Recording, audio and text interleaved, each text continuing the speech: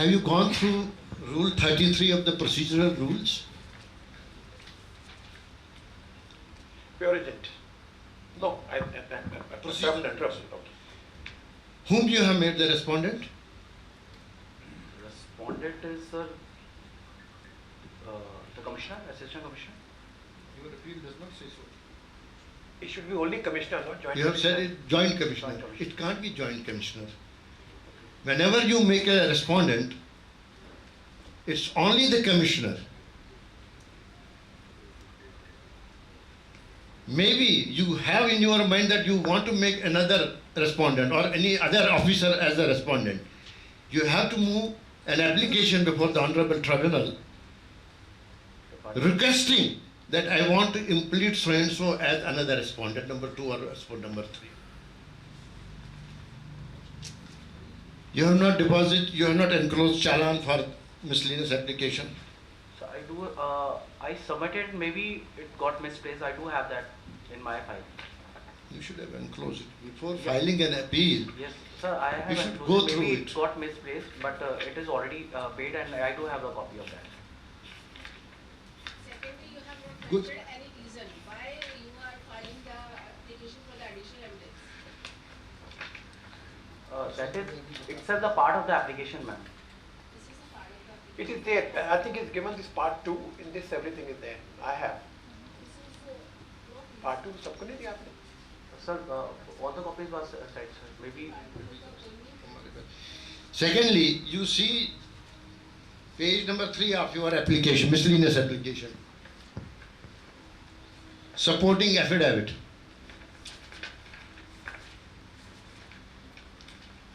Is it there? Yes, sir. Supporting affidavit. Is it a mockery of an affidavit? What is it?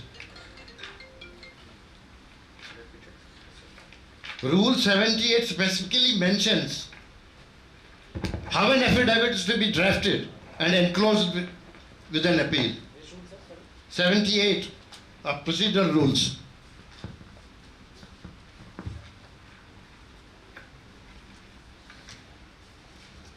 I'll go through it, sir. I'm sorry, maybe I missed that. So next time, definitely, I'll keep it in mind. And more so, it should have been on a single paper. You are enclosing it as if it is a rough paper filed before some lower authority or somebody else. Which one, sir? See? You see your page 3 of your miscellaneous application.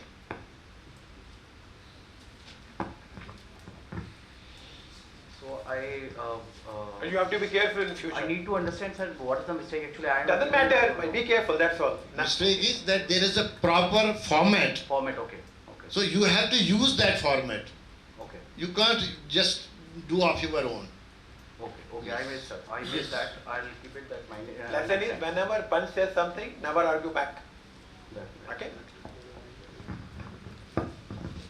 तो हमारे पे call लगा रहे थे माफी मांग के हमने कॉल बचवा दी. Why should I allow you to argue this case? Sir, Why should I allow? Sir, just power of attorney has been submitted, sir. Yes, you see your power. This is how you learn. Sir ने भी नहीं देखा है मुझे लगता है. मैं तो पहली आज ही मिली है मेरे को. पहली आज मिली है मैं क्या करूँ? Stamp you have not put here. Okay.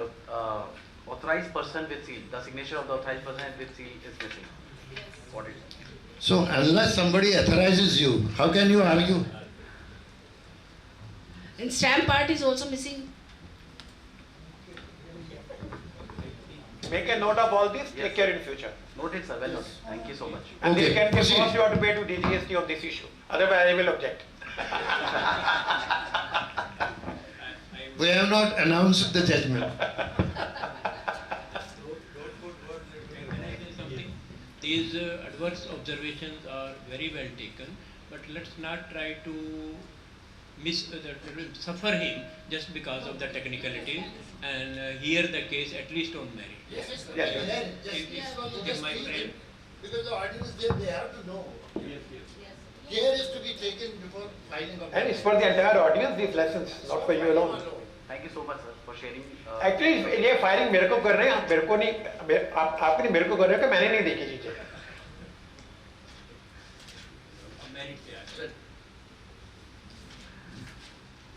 So good morning to all of you. I would like to proceed with your kind permission.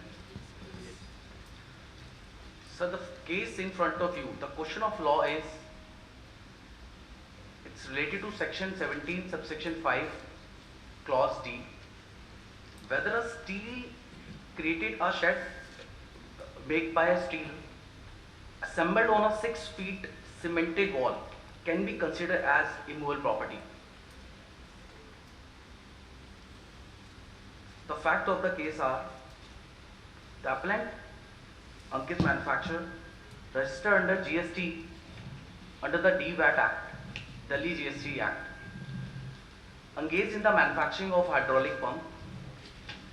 A show-cause notice dated 12th October 2025 was received to the assessee stating that an ineligible input tax credit over a purchase of cement and steel was taken, where the appellant is a manufacturer of a hydraulic pump. The officer alleged that the steel and the cement used in the construction of an immovable property. The appellant duly filed a reply and stated that this shed is used for the betterment of the functioning of the machinery without considering the facts. The proper officer did not appreciate it and issued an order against to the assessee. Aggrieved to this order, assessee filed an appeal under section 107, but the appellate authority as well did not appreciate the facts. So from the parties agreed from this order, and before you for the considering the facts, so I would like to share a ground of appeal. So first ground of appeal is officer did not examine the true nature of the asset, why it was constructed. The shed was placed there to protect the machinery, to make more stable, to increase the efficiency of the machinery and the life of the machinery, rather enjoying the shed as immovable property. Under the Safari Retreat case, the Honorable Supreme Court held that we need to examine the nature of the asset by applying the functionality test. What is the true function of the asset?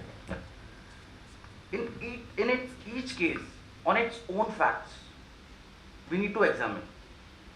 So where in our case, the shed was not at all relevant and required if there is no machinery. That means it is directly related to the functioning of the machinery. It becomes internal part of that. Further, the second ground I am stating here is to make ITC ineligible, the property must be immovable. But in our case, the shed can be easily dismantled and moved to anywhere and even be sold as it is. That means the functionality, the two tests like marketing test and the movability test we are fulfilling here. I would like to highlight another case in the Bharti Airtel Limited versus Commissioner, Delhi High Court case. Under this judgment, the matter was involved regarding the telecom tower. And that question of law was whether it is an immovable property, the telecom tower itself.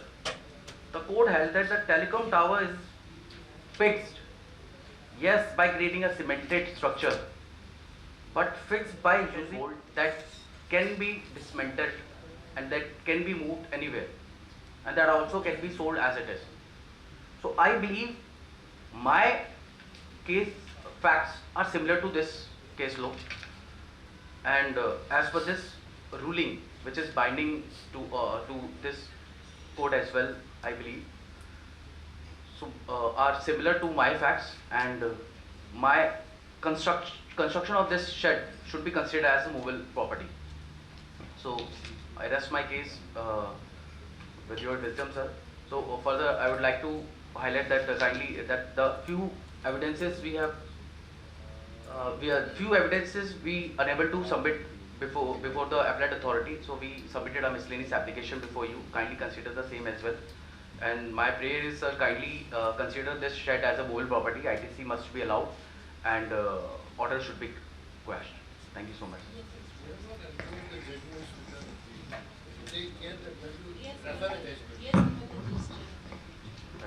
Right, sir. Yes, sir. Well, my lord, this question is where ITC is blocked.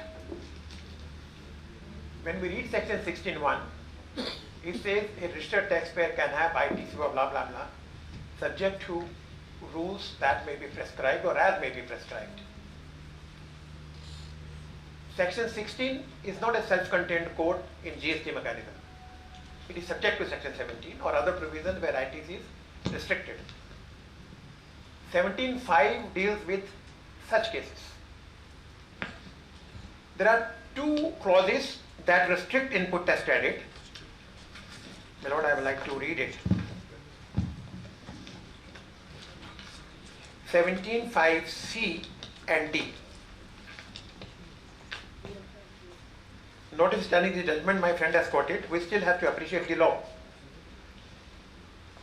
17(5) starts with a non-obstante clause, notwithstanding anything contained in subsection 1 of section 16(1). So 16(1) says you can have input tax credit if you receive goods or services or both from a registered supplier, which are to be used or intended to be used in the course of furtherance of your business, right? So if 17 was not there, you are entitled to ITC without any restriction, right? So section 17 starts with notwithstanding anything contained in section 16(1). So this creates an exception to section 16(1). कभी ये काम करते हो तो आपको ITC नहीं मिलता, right? So when we go to 17(5), Your Honor, input tax credit shall not be available. The word used is shall not, may not. Shall not, so it's a very imperative language used. Then we come to 5, I will go straight away there.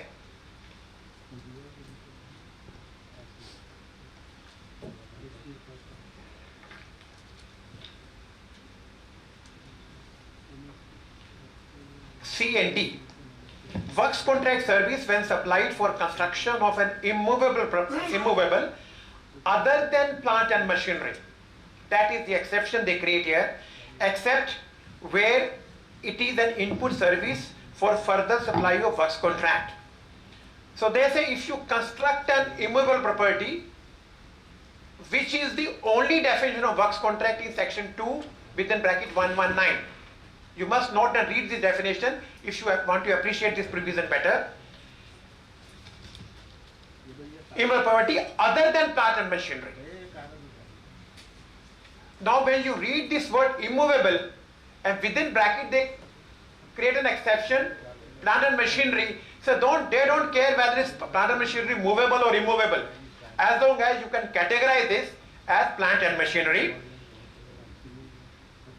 except where it is an input service. So if you are a subcontractor giving a service to a principal contractor, then you are entitled to get all input tax credit.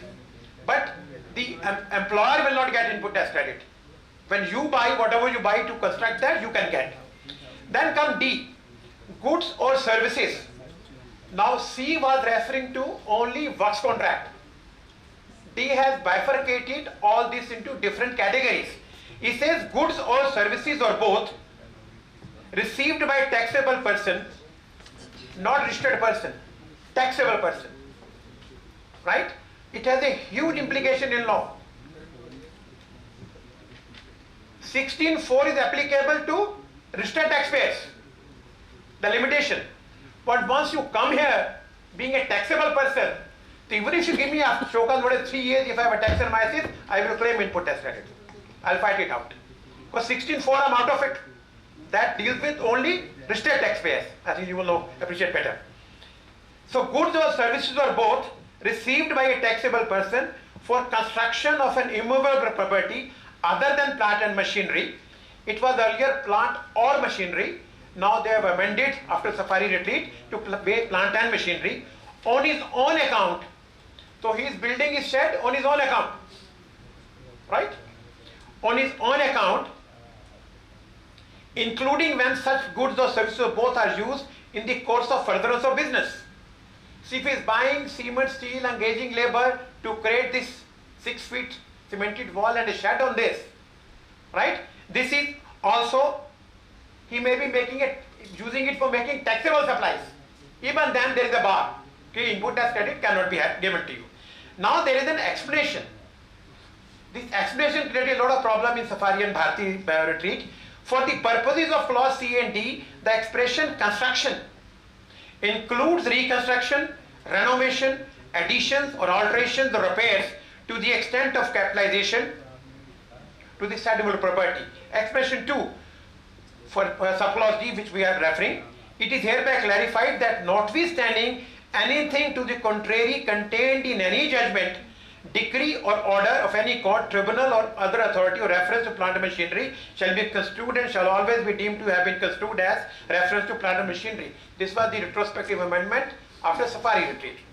Now here the case is whether this shed being made on a 6 feet, not 4 feet or 2 feet, 6 feet half wall, and then they create a shed on this. Can we say this is immovable or movable? Now if you twist the facts, let us say this shed was, like I said, it's not with nut and bolt. It can be dismantled, taken anywhere. Supposing you were putting a hole in the wall and putting a saria there, then creating a structure which is permanent. Right? Now can we say it will make it immovable? The answer is no. I'm going little different from his case. This case come later. So can we say this becomes immovable? Supposing the legs of the shed can be cut and taken anywhere. Let us say you make a shed with prefabricated walls. Can we say this is immovable? So when the concept of immovability comes in indirect tax regime, when term is not defined, you have to see what is the function of the asset being created. Supposing I make this Malvi Southern building. We are making with cement, steel and concrete. Supposing I make a with fabricated walls, prefabricated walls. This will never be movable. Notwithstanding, I want to use it for 40 years. Because I can remove prefabricated walls and keep it anywhere. If you go to China, they make hotel in 20-30 days. How? They are using those prefabricated walls and make hotel, they convert. In fact, they move the hotel itself with machines. America में बहुत सारे मंदिर move हुए हैं. Whole building. Right? So whenever as professionals we are faced with the situation of movability or immovability, you have to be very careful what is the function of this asset. Safari retreat and Bhartiya HL, they are two different judgments. They have no similarity whatsoever. Please remember, Safari retreat was dealing with basically the challenge to constitutional virus, whether you can deny input tax credit when property is immovable. So Safari was not dealing with movable property at all. They laid down a functionality test to know whether the asset you are creating, can it be plant or machinery. On that premise, after examining all income tax judgments of Supreme Court, what is plant, what is not plant, they said income tax judgments are irrelevant for the purpose of GST regime, because the scheme of income tax is totally different. So, in income tax, if you see Taj Mahal Hotel, even the tutis were held as plants of the hotel. The washroom tutis, whatever you call them in English, taps, right? In income tax, there's a cinema theater is a plant. But they said no, these judgments are not relevant for the purpose of GST regime because the taxability and the scheme and the purpose of the act is totally different. But they came out with two theories. One theory was functionality test. What is the function of this asset? Then they said, if this asset is not immovable, can this be a plant for the purpose of your business? So there was, the petitioner was creating a shopping mall, which right from day one, he was supposed to be giving on rent.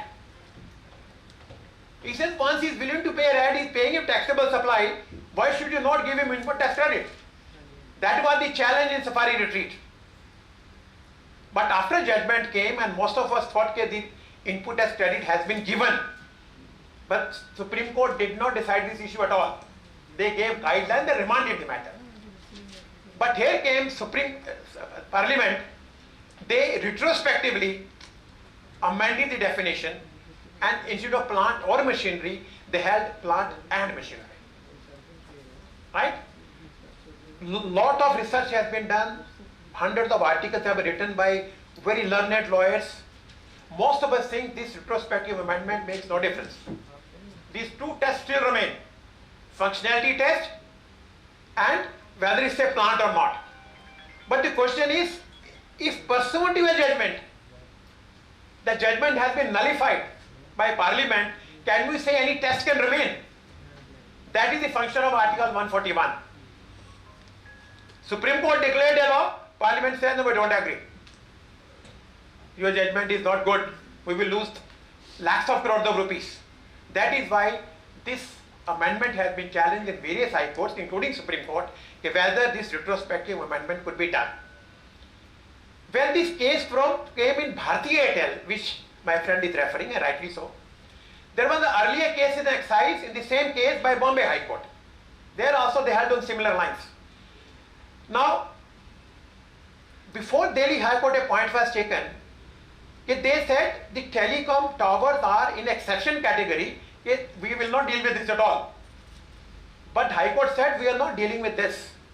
We are dealing with whether this asset is movable or not movable. So based on facts of those telecom towers case, which were again put on a concrete bed of 3 or 4 feet, and then they put tower.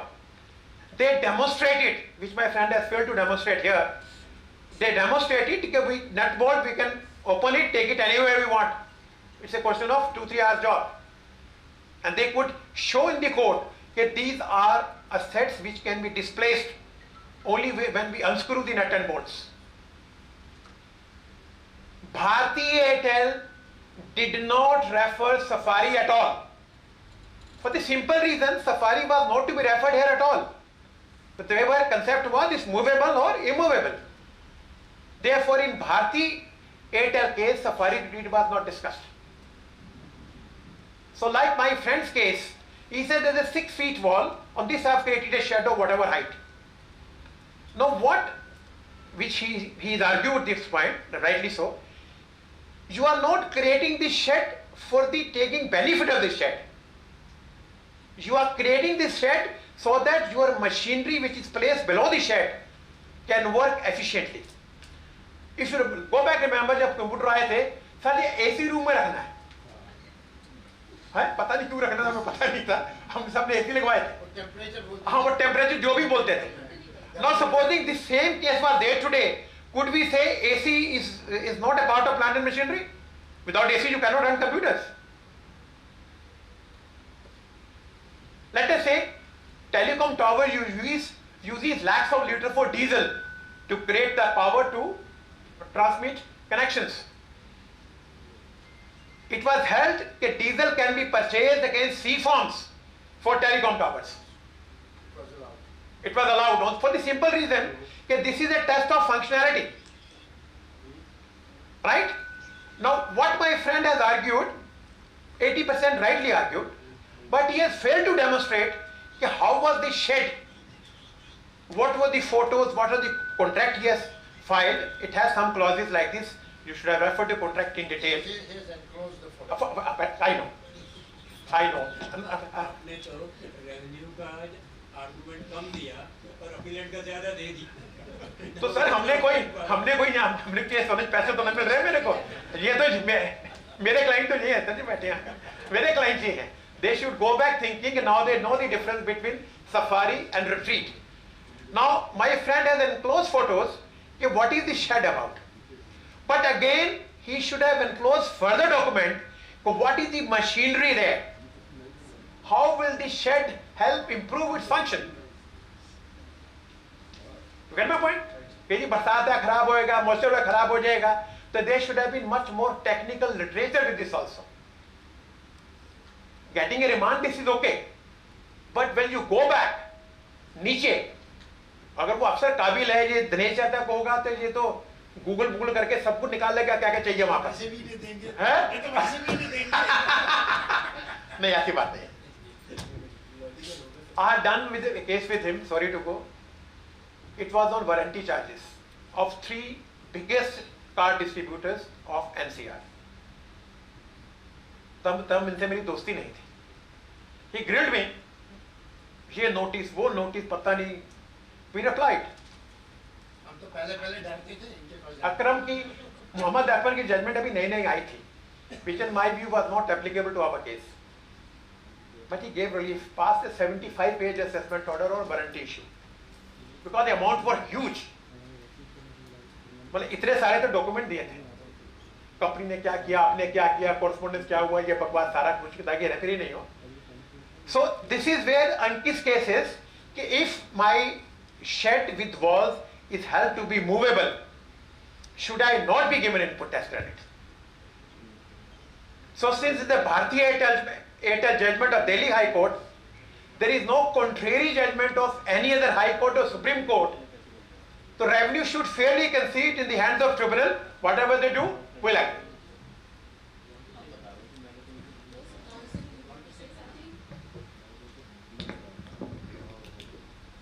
I think Verma sir has already explained my case. What you had to say, he has said it.